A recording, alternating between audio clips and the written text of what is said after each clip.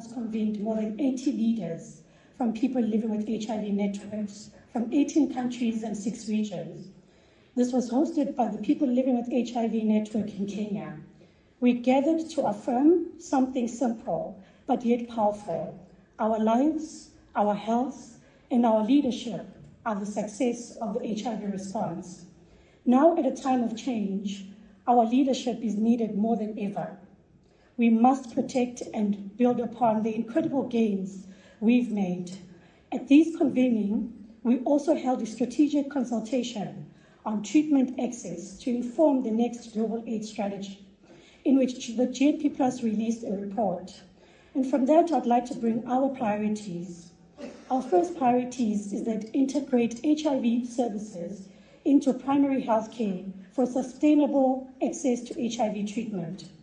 Integration of HIV services into primary health care emerged as a way to ensure all of us access person-centered care, not because of funding, but because we need it.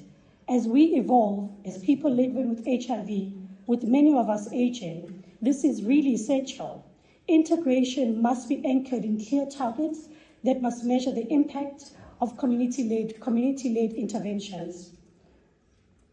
Affirm the science and promote policies that recognize that people living with HIV with suppressed viral load cannot transmit HIV.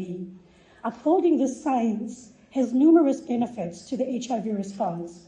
Evidence shows that the U equals U campaign has had greater impact in addressing stigma, discrimination, and actually motivating HIV testing, treatment, adherence, and viral suppression. A clear pathway to ensuring we achieve epidemic control. Another thing is fostering strategic collaboration between people living with HIV networks and our governments. This partnership is key in delivering a sustainable response, integrated HIV services in primary health care. The achievement of the global AIDS strategy is possible through continued investment and trust for the people living with HIV networks infrastructure that we've built and sustained by decades of donor investment. Lastly, we need to institutionalize people living with HIV networks. Embedding PLHIV networks in the HIV national response plans will not only support the country health system, but will also strengthen a coordinated response that leverages on people living with HIV's lived experience, our expertise, and our community health systems to ensure effectiveness in delivering HIV services.